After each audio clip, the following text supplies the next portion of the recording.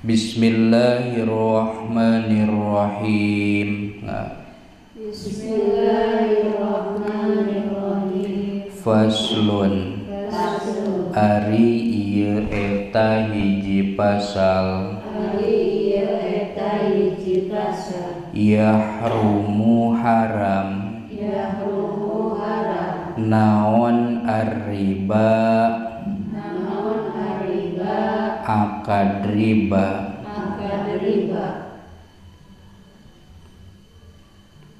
Fi'luhu tegesna migawena. Kana itu riba.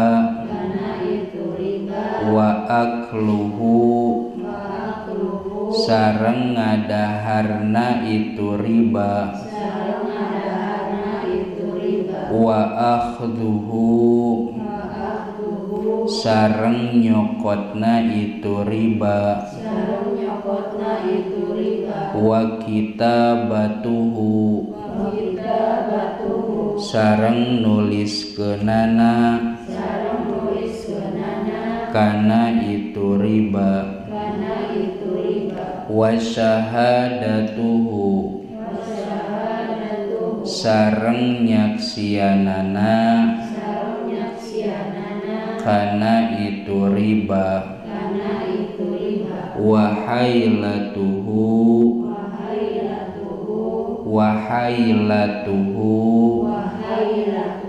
sareng akal-akalanana kana itu riba.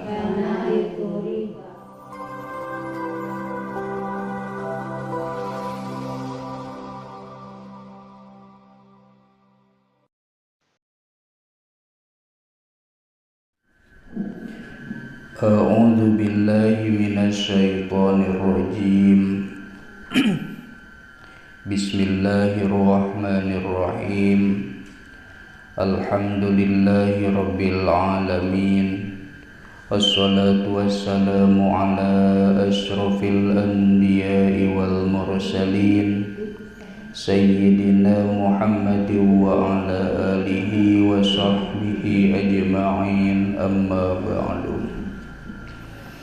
Qala al-muallifu rahimahullahu ta'ala wa nafa'ana bi'ulumihi amin ya Allah ya rabbal alamin. Khususan ila hadrati Syekh Abdullah bin Husain Ba'alawi wa Sayyidi Syekh Muhammad Nawawi qaddasallahu sirrahum. Al-Fatihah. A'udzu billahi minasy syaithanir rajim. Bismillahirrahmanirrahim. Alhamdulillahi rabbil alamin. Ar-Rahmanir Rahim. Maliki yaumiddin. Iyyaka na'budu wa iyyaka nasta'in. Ihdinas siratal mustaqim. Siratal ladzina an'amta 'alaihim ghairil maghdubi 'alaihim waladdallin. Rabbighfir li amin.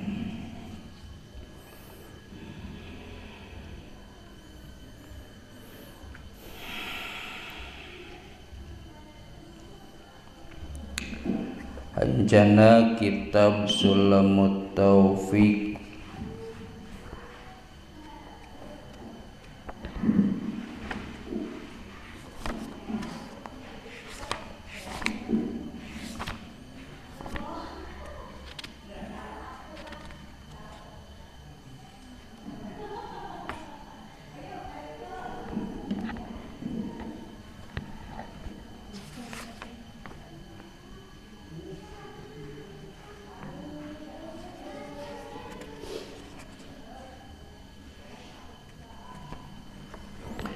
Halaman 50 hiji kantun faslun yahrumu ar-riba ngalogatna mah eta nya.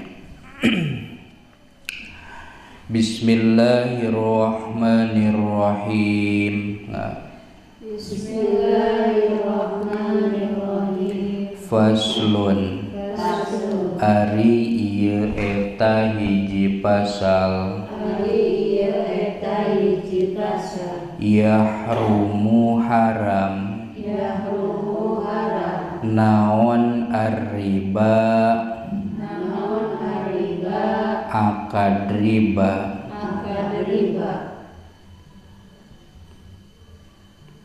Fi'luhu tegesna migawena kana itu riba. Wa akluhu sareng ngadaharna itu riba. Wa akhdhuhu sareng nyokotna itu riba. Wa kitabatuhu sareng nuliskeunana kana itu riba. Wa syahadatuhu sareng nyaksianana kana itu riba. Wa hailatuhu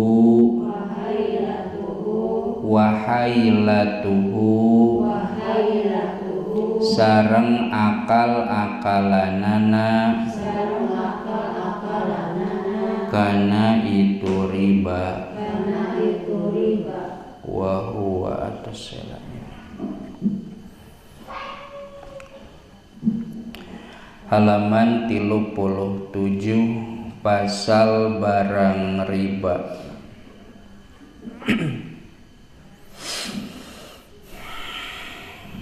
Ya. Nah, haram riba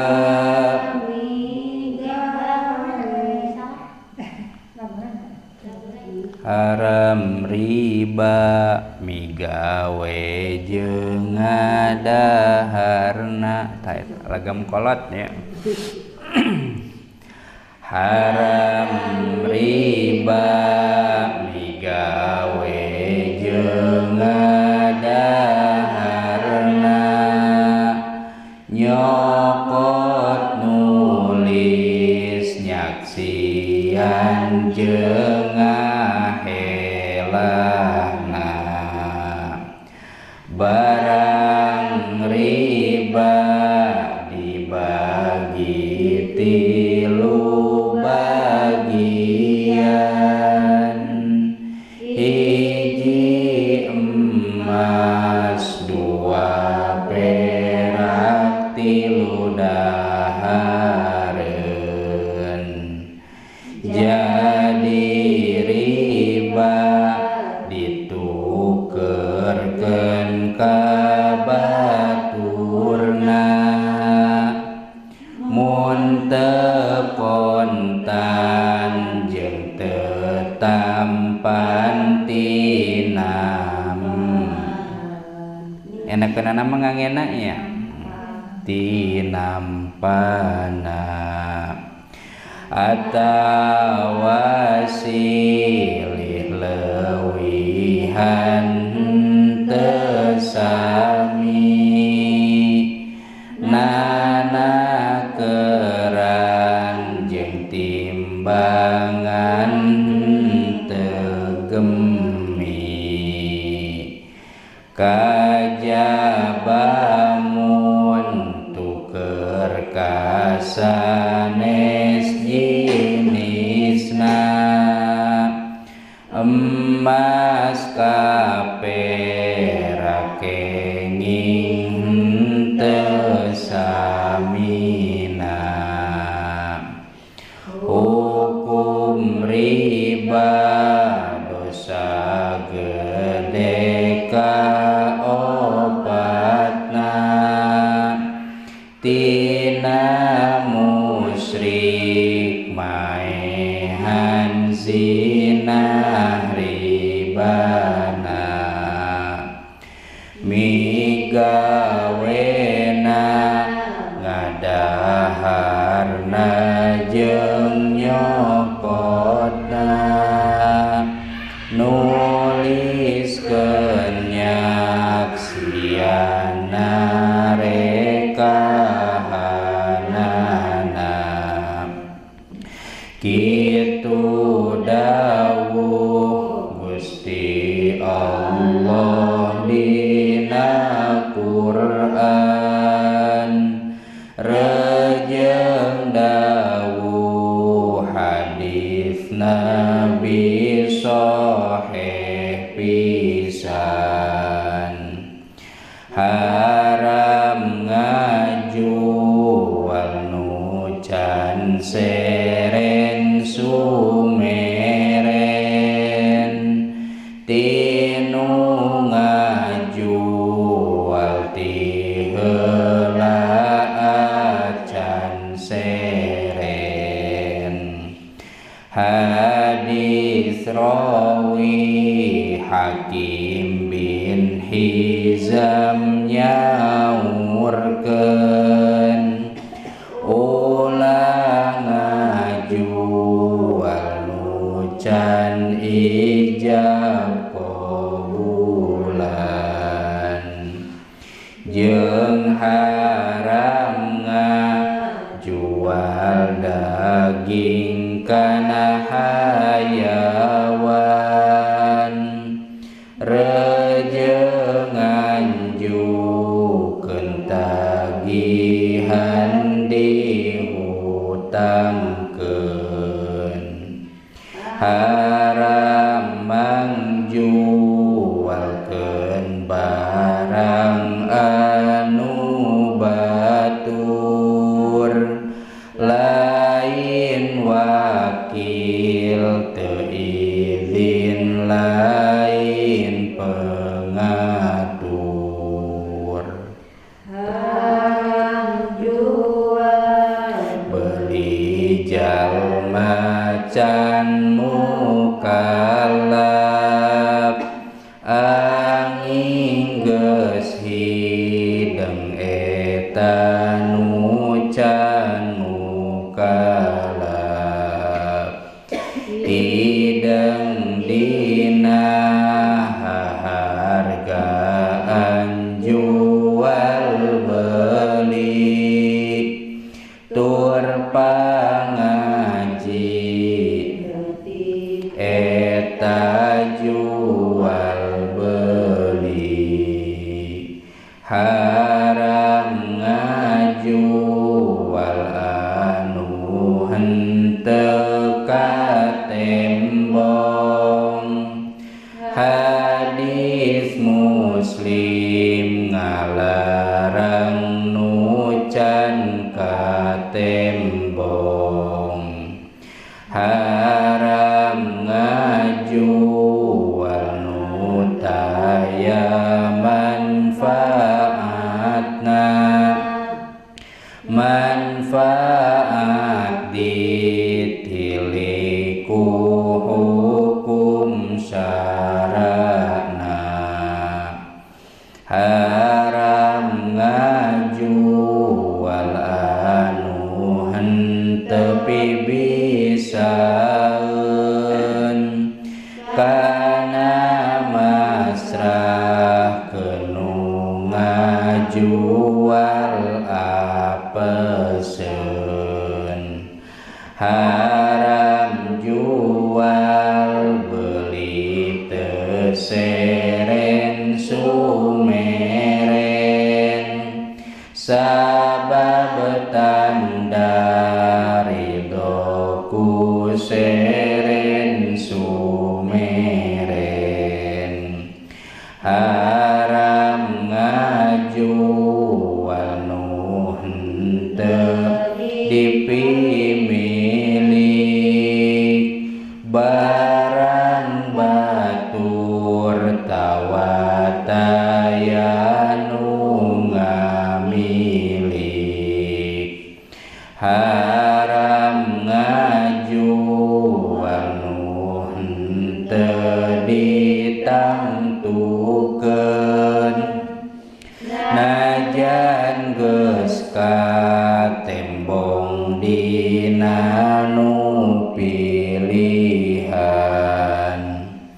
haram ngajual barang hukumna najis najan aya manfaat eta nu najis haram ngajual nu mantak jadi weureup lamun kanu meuli rek dipake weureup haram ngajual nu haram dipakena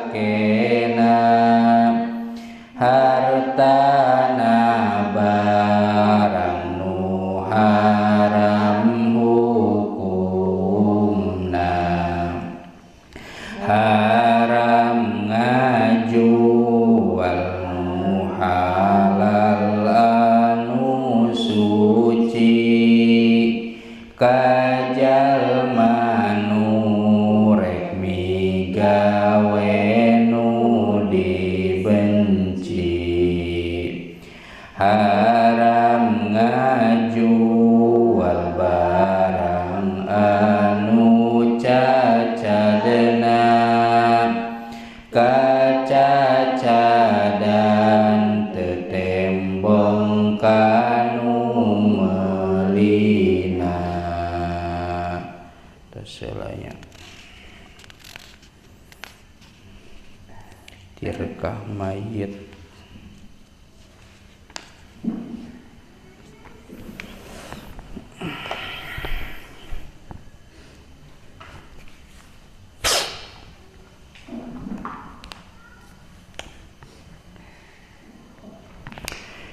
Bismillahirrahmanirrahim. Hancana kantun masalah ariyah. Ari-ariyah teh nginjemkeun. Urang osok nginjem osoknya.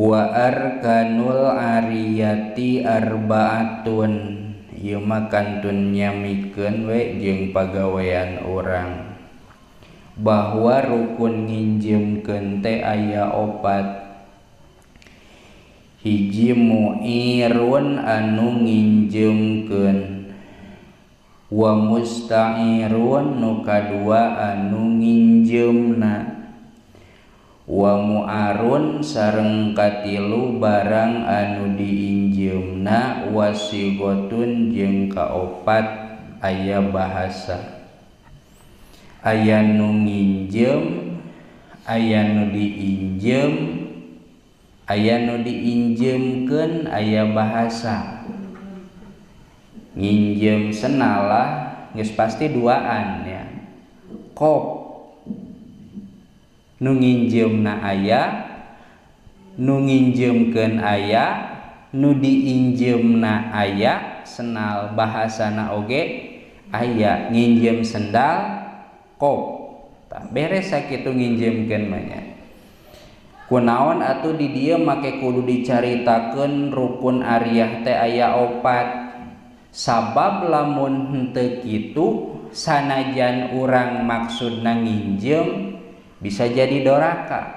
Contoh reka cai ari caina teh mun di madrasah teh caina teh di luar di ditu tuluy we kaluar ningalian sendal aduh sendal urang mah da anti air nyaah aya we nu batur sendal capit urang maksudna manaon nginjem pake we ke urang teh tapi kulantaran eueuh nu diinjem naon eueuh nu nginjemkeunana jeung eueuh bahasa. Berarti ngan dua nu aya teh, hiji jalma nu rek nginjeumna, nu kadua barang nu rek diinjeumna. Dua deui eueuh, hiji nu nginjeumkeunana, nu kadua bahasa atawa segat.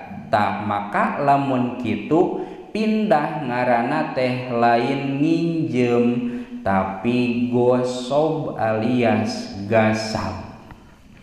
Ari gasab hukumna haram sanajan geus naon geus biasa urang mah pasti ridoeun pake we senal capit dibasuhan ke urang teh. Dina nya naridoeun tetep doraka sabab eta teh gasab. Ari gasab teh nyokot barang batur boga tujuan rek dipulangkeun deui ngaranna gasab. Lamun nyokot barang batur teu dipulangkeun deui ngaranna maling. Jiga naon? Jiga maling kadu nya. Di urang mah geus pindah ngaranna jadi mulung kadu. Nu saha kaduna? Nu batur. Di kebon saha? Di kebon batur.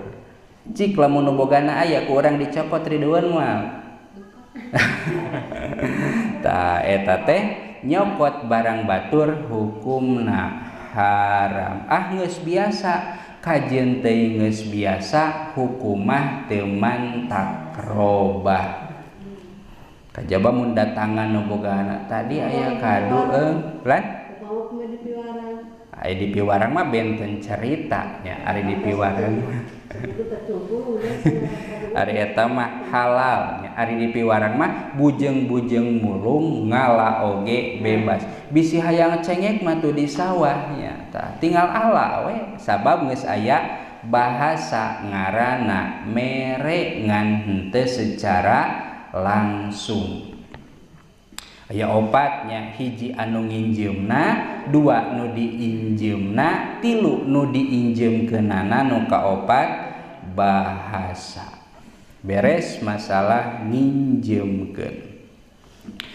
Tuluy aya deui nu dingaranan sirkah, syarikah, rerejengan, koleb, moal apal koleb nya, babarengan atuh. Wa arkanu sirka khamsatun, ari babarengan teh mirip-mirip jeung maparobati kamari ti payunnya. Hiji barang nu bogana duaan, hiji warung bosna duaan, hiji sawah nu bogana duaan. Hiji sawah nu bogana duaan contoh 100 meter berarti 50 meter ewang secara teori mah. Kumaha lamun 50 meter ka dieu alus, 50 meter ka ditu butut, kan eta teh pipaseaheun nya. Sanajan di awal aya kesepakatan eta teh anger we rugi bagian urang mah geuning bututnya. Tah bisi kitu. Wa arkanu syirka khamsatun, aya 5 akidani, hiji dua jalma anu akad, wa maqudun aleh nu kadua anu diakadanana, wa amalun sareng katilu anu migawena. Aya zikruhu tegesna nyebut jalma anu migawena, wa sighatun sareng kaopatna segat bahasa. Ieu oge dina buktina mah sami-sami keneh. Si A jeung si B boga sawah, digarapna teh ku si C nya. Tah maka si A jeung si B kudu aya obrolan ka si C, ulah cek si A teh urus tu sawah, ari si B teu apalna naon tah teh kenging kitu maksudna mah. Jadi kabehna kudu terang lamun teh mah eta sawah teh milik duaan. Anapun masalah buruh engke tergantung kesepakatan. Ari ti payun mah maparobati mah digawean ku manehna, si A jeung si B teh eta nu ngagaweanana. Ari ayeuna mah nu ngagaweanana batur. Si A jeung si B boga sawah di dinya babarengan, digawean ku si C. Tah jadi ti si A ka si B naon si A si B ngobrol ka si C teh, si A ngobrol ka si C kudu apaleun si B ngobrol ka si C kudu apaleun si A. Jadi intina mah kudu pada apal ulah ngobrol sebelah pihak. Titik. Salajengna wa aqdun nikahi, ari nikah teh akadnya akur we jeung jual beli. Ngan ari jual beli mah identik meuli ngajual teh barang. Ari akad nikah mah mun dikasarkeun mah henteu we merenya disebut ngajual anak. Ngan pedah sami eta oge akadnya. Namina teh tadina nikah mayah taju ila mazidih tiatin watasabutin, seueur rada seueur katangtosanana teh diantawisna tafaar kanun nikahi khomsatun, rukun nikah teh seueur aya 5. Ngan kadang urang mah can cukup 5 ge sok hayang nambahan ya. Wang sebutan hiji rukun nikah teh segat aya bahasa, wa zaujatun nu kadua kudu aya calon panganten awewe, wa zaujun calon panganten lalaki, wa waliyun kaopatna wali, wa syahidani jeung kalimana 2 saksi. Berarti lalaki na awewe na bahasa anggaplah ijab qabulnya bahasa teh tuluy wali tuluy saksi beres ieu nu 5 nya. Ngan pedah urang mah tara cukup ku 5 sok hayang ditambahan nu kagenepna naon hajat. Jeung nu sejenna lamun teh kitu teh asah henteu kawin nya. Bahkan mahal keneh leuwihna daripada rukun anu 5. Tos eta mah da nya sanes teu terang sararea gengan nya kitulah eta mah. Aya walaranana dina manah masing-masing. Pasigatu naon atuh ari segat-segat teh hiya ijabun minal waliyyi wa qabulun minaz zawaji. Ijab nyanggakeun ti wali, qabul narima ti calon salaki. Terus biasa ieu ge nya abdi nikahkeun atawa kaula nikahkeun ka anak teges kaula anu ngaranna Anu, kalawan ngangemas kawin 10 gram emas dibayar kontan ceuk wali. Atuh cek salakina cek nu narimana tarima abdi nikah kanyi Anu binti Bapak Anu, kalawan ngangemas kawin 10 gram emas dibayar kontan. Sah cek saksi teh kitu wungkulnya nya teuing mah hese tarima abdi nikah cukup sakitu oge ngan teu galib jeung bakal can bener tah bakal kitu. Sababna naon urang-urang mah ningalina kana kagaliban duka enggeus duka encan ngaji masalah nikah kawin anu bener teh gitu anu asal jadi teh di urang mah lamun enggeus kitu anu encan ge kudu kitu tarima abdi nikah kanyi Anu binti Bapak Anu, putra teges bapak kangge abdi, kalawan ngangge mas kawin 10 gram emas dibayar kontan. Kudu kitu nya. Sehingga lamun teh kitu teh tata kaliwat tah kitu. Tapi teu kudu dipaseakeun, nu penting mah beres aman nya. Pasea mah lamun nya marek dikaji aya waktuna ulah keur naon ulah keur acara pasea masalah jadi masing teu make eta ge teu jadi tak ulah pasea keur kitu engke we nu penting mah eta pertikahan hukumna sah ya.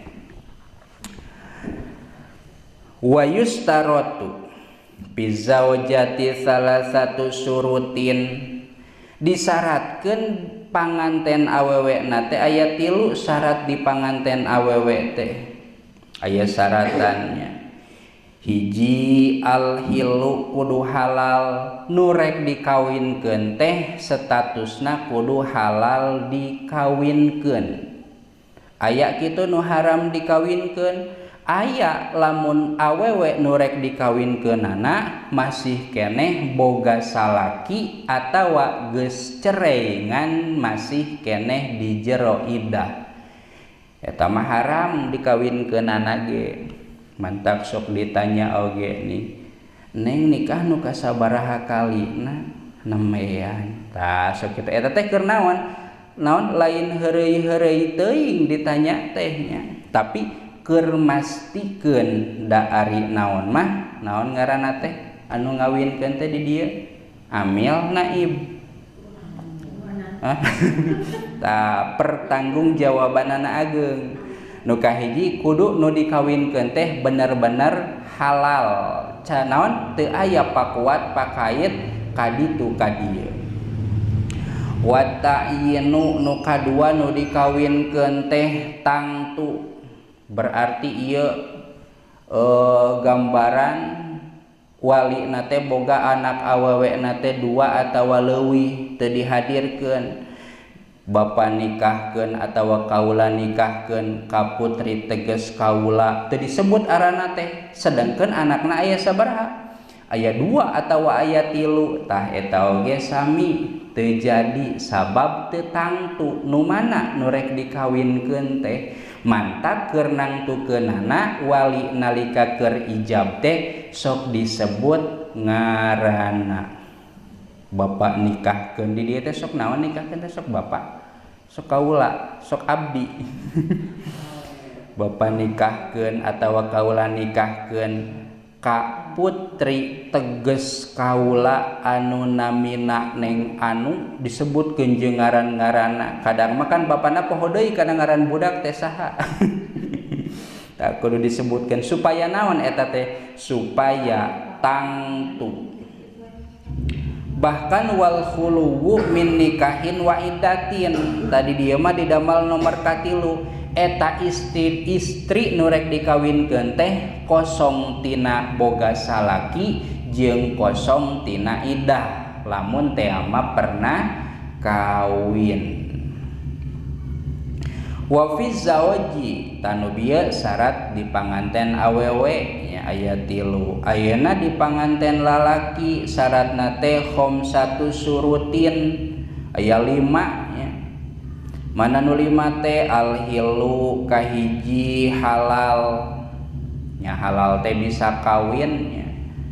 Aya kitu nu haram aya eta nu rek kawin lalakina teh pamajikanana geus 4, contona rek kawin ayeuna kanu kasabaraha kanu kalima maka eta mah haram. Wa ta'yinu kaduana kudu tangtu, jelas ieu mah wal ikhtiaru katiluna karep sorangan lain karena paksaan. Dupi aa teh nikah teh dipaksa geuning sok ayanya henteu digerebegeun geuning mun di dieu mah nya tah eta naon sababna? Sabab lamun dipaksa bisa-bisa nikahna teh henteu sah. Wal ilmu bihilil mar'ati teras nyaho kana halalna awewe lahu ka itu zawaj ieu nu rek dikawin teh halal atawa haram, masih keneh lengoh atawa mas naon geus pakuat pakait ka ditu ka dieu. Wa ayya riba ismaha wa nasabaha kudu apal ngaranna teh emang teh kawin teh ka saha budak saha tah kudu terang maka keur qabul geuning tarima abdi nikah kanyi anu binti bapak anu tah eta teh syarat da kudu apal teh nya.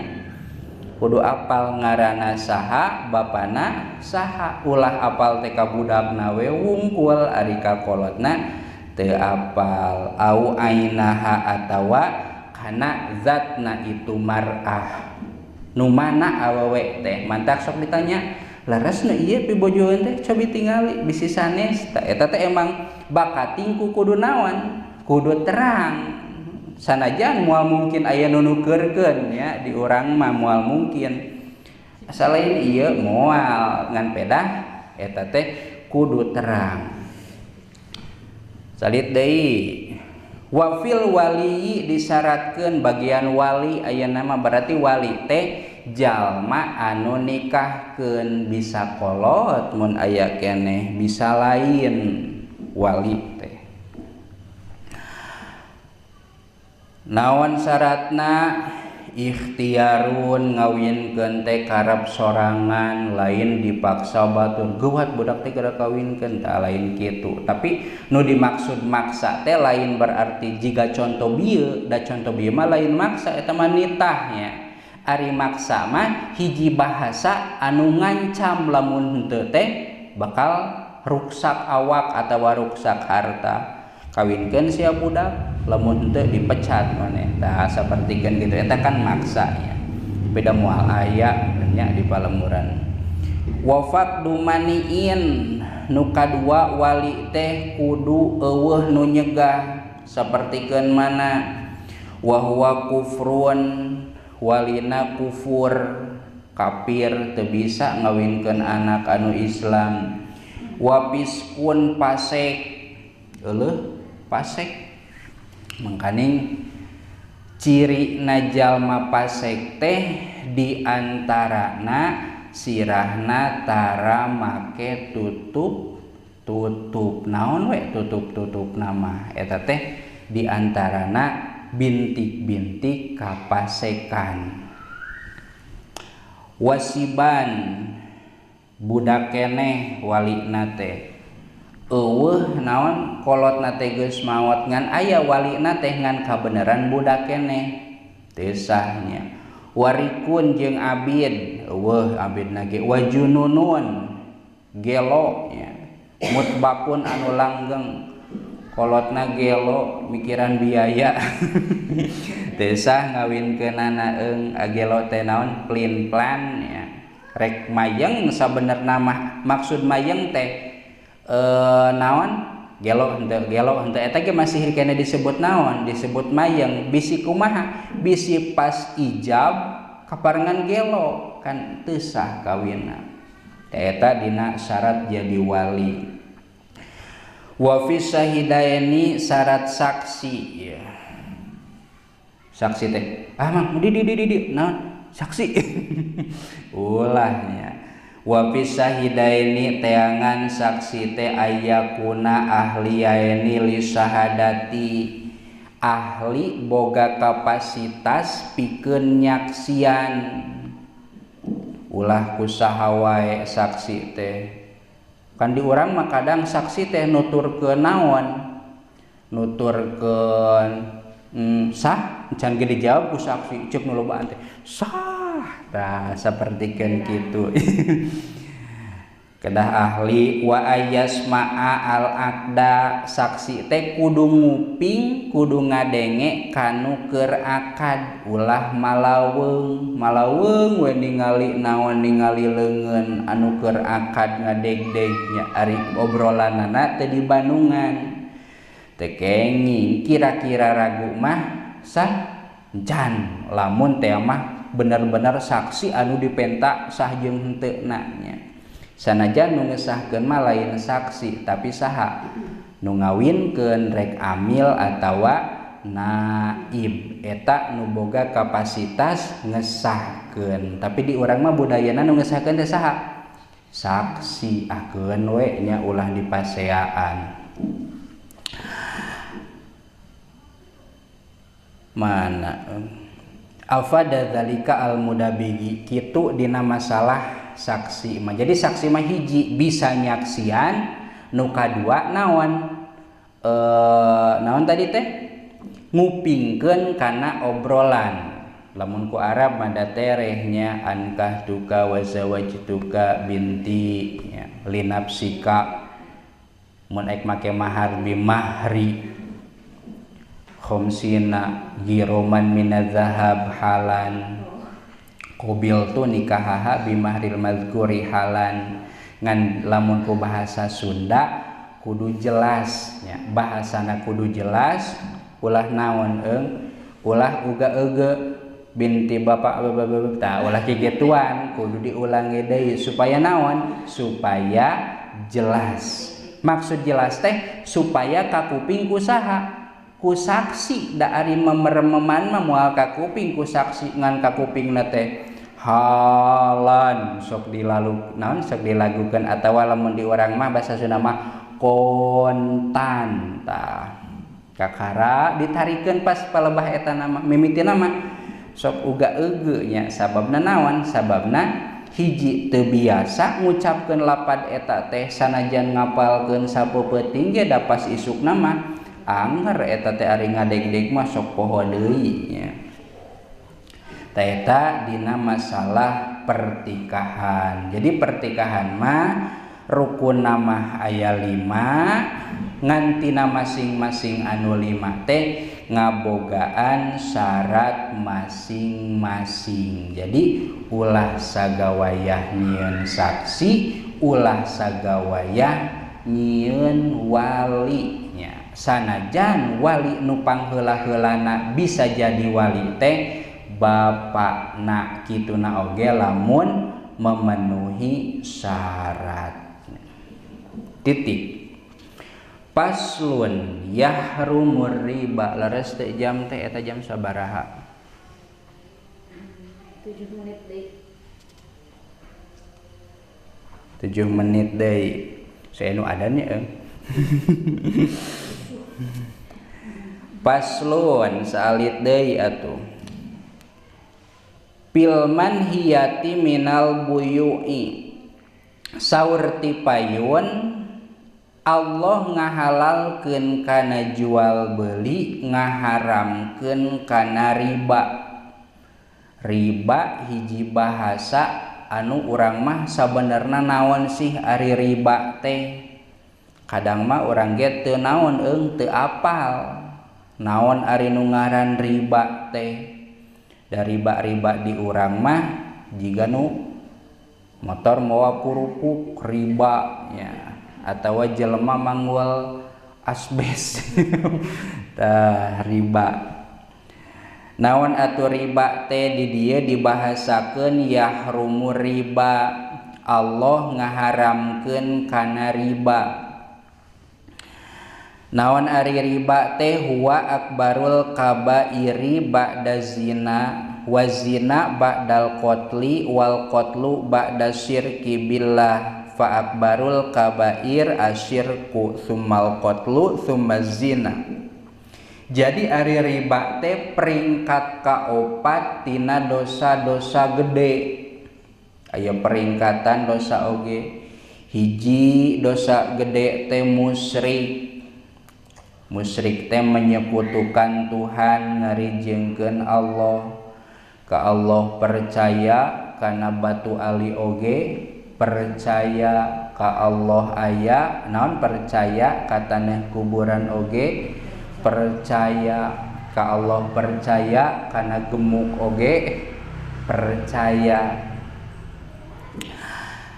Hiji menyekutukan Allah. Nomor kedua qatlu maehan. Nomor katilu zina. Ari zina teh jima ngan pedah haram. Nomor kaopat nyaeta riba. Berarti riba teh tergolong dosa gede ngan pedah terkadang urang ge tara sadar urang teh keuna kana riba. Sahawai nudoraka teh hiji pi'luhu anu migawena kana eta riba jelasnya. Wa akluhu nu kadua henteu migawe mah ngan pedah ngadahar kana eta barang riba doraka eta oge. Tilu wa ahduhu nyokot kana barang riba. Wa kitabatuhu nu kaopat nuliskeun kana barang riba nu nyieun nota nya mun dina jual beli mah. 5 wa syahadatuhu nu nyaksian kana eta akad riba. Nu kagenep wahailatuhu anu boga akal-akalan atawa helah atawa ide-ide jual beli anu hukumna riba.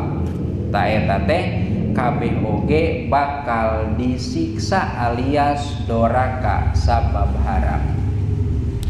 Wa huwa al-hadiku bitazbirihi ay idzahtalla asyartu liqaulihi sabab aya dawuhan Kangjeng Nabi la'anallahu akilar riba wa huwa wa muwakkilahu wa katibahu wa syahidahu rawahu Muslim. Jadi nu dilaknate nu ngadaharna anu ngawakilkeunana anu nuliskeunana sareng anu nyaksian kana eta akad riba. Saha muwakil teh ae mu'tiyahu teges nama jalma anu mikeun kana riba. Oke, contoh-contohna di payunnya. Wa huwa bai'u ahadin naqdaini. Riba teh aya dina masalah emas, aya dina masalah perak, sareng aya oge dina masalah harta-harta anu sejena. Ngan peda ieu acan di logatnya enjing wae. Cekap heula wallahu a'lam bissawab. Rabbin fa'na bima 'allamtana. Rabbi 'allimna alladzi yanfa'una. Rabbi faqina wa faqi ahlana wa qarabati lana fi dinina. Tawassalna bi ta'allumi, tawassalna bi ta'limi, anta ruzuqana wa anta ruzuqanal amana. Abdi tawasul ku pangaosan, abdi tawasul ku pamurukan, ku kajembaran, abdi rizkian ku